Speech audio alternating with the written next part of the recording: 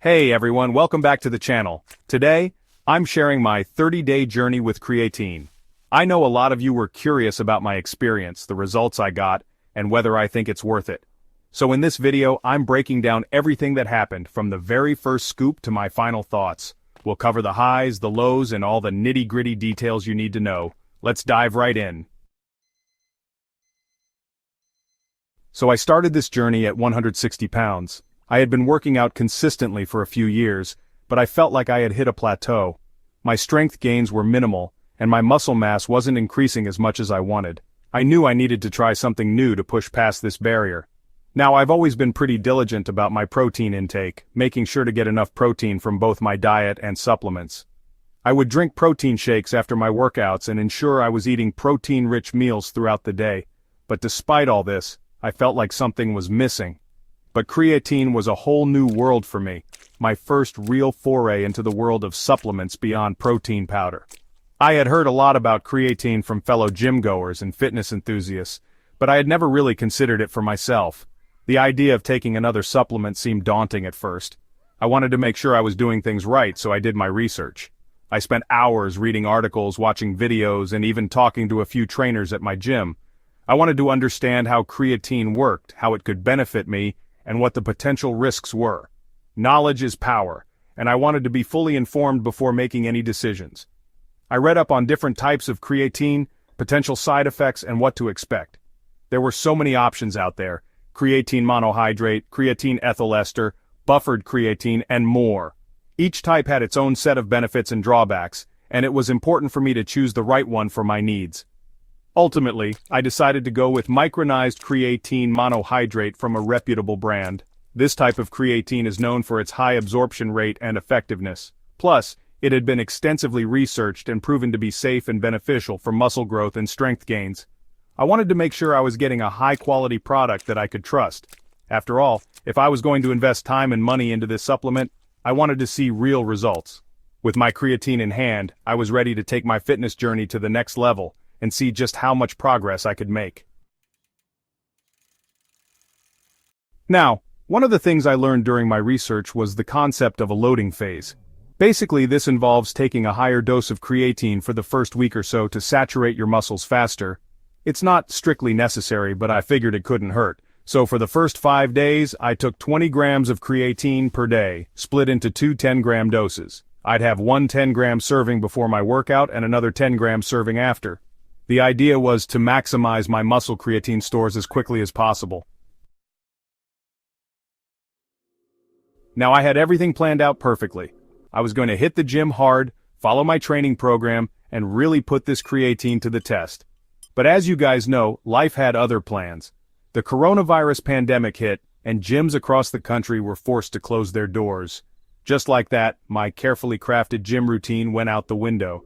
It was definitely a curveball, and I had to adjust my plans. Instead of training at the gym, I was stuck working out at home with limited equipment.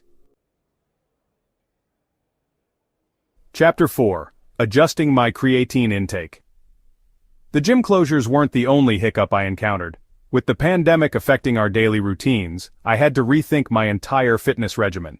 The closure of gyms meant I had to adapt to home workouts, which was a significant change, but that wasn't the only challenge. Initially, I planned to take that full 20 grams of creatine every day for the entire loading phase. This is a common approach to quickly saturate the muscles with creatine. However, I soon realized that this plan was a bit too ambitious for my current situation. Mixing the creatine with my protein shakes seemed like a good idea at first, but the sheer volume of liquid I had to consume became overwhelming. I found myself feeling bloated and uncomfortable, which was counterproductive to my fitness goals. It was just too much volume to comfortably consume. Drinking large protein shakes multiple times a day, each loaded with creatine, was not sustainable. I needed to find a balance that worked for me without causing discomfort.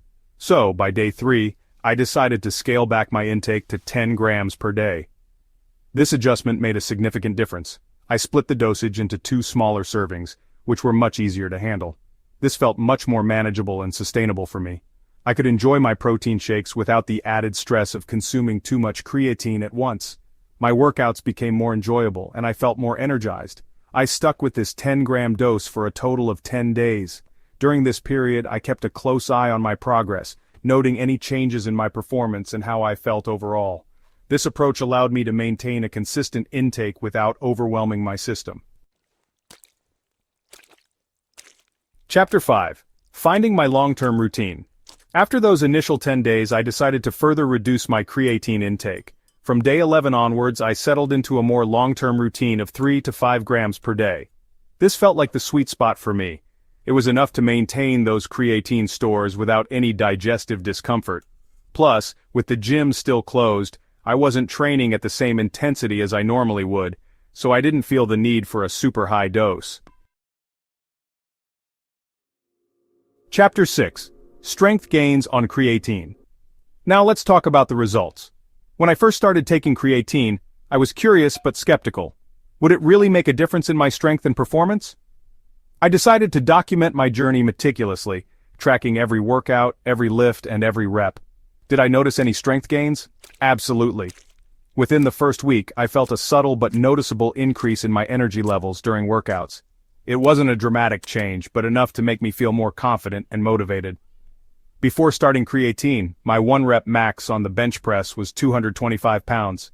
This was a weight I had struggled with for months, unable to push past this plateau despite consistent training and a solid diet. By March 29th, just a few weeks into my creatine journey, I hit a new personal best of 226 pounds. It might not sound like a huge leap, but for anyone who's been stuck at a plateau, even a single pound can feel like a monumental achievement. And here's the thing, it felt easier. The weight moved more smoothly and I didn't feel as fatigued afterward.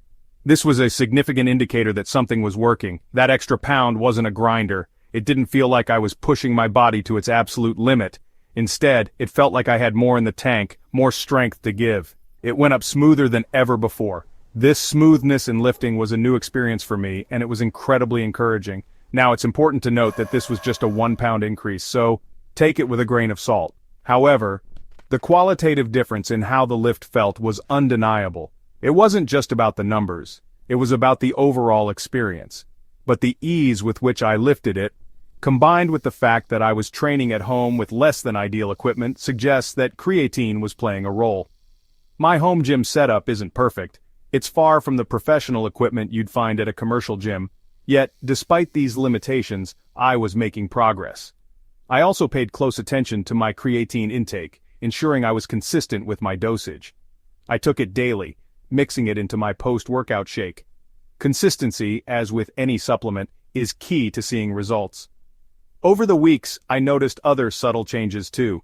My recovery times improved, and I felt less sore after intense workouts.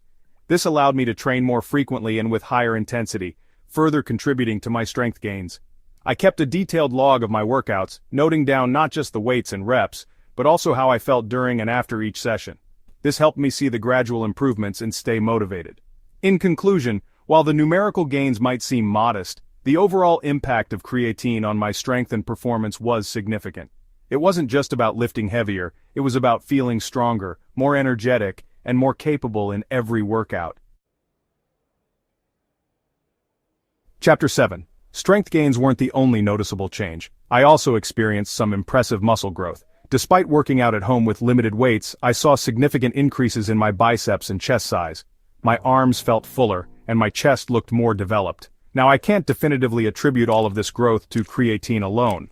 My training and nutrition were still on point, but the timing of this growth spurt, coinciding with my creatine supplementation, suggests that it definitely played a role. Now I know there's a lot of talk about creatine and hair loss. It's a common concern, and I'll admit I was a little worried about it myself.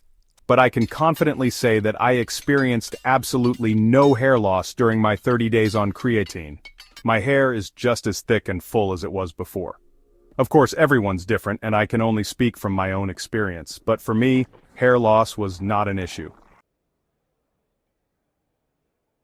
So, where do I go from here? Well, I'm definitely going to continue taking creatine. I'm happy with the results I've seen so far, and I'm excited to see what I can achieve with longer-term use. I'm also planning on experimenting with different creatine cycling protocols to see what works best for me. If you guys are interested in hearing more about my creatine journey, let me know in the comments below, and I'll be sure to keep you updated. Overall, I'm incredibly impressed with creatine.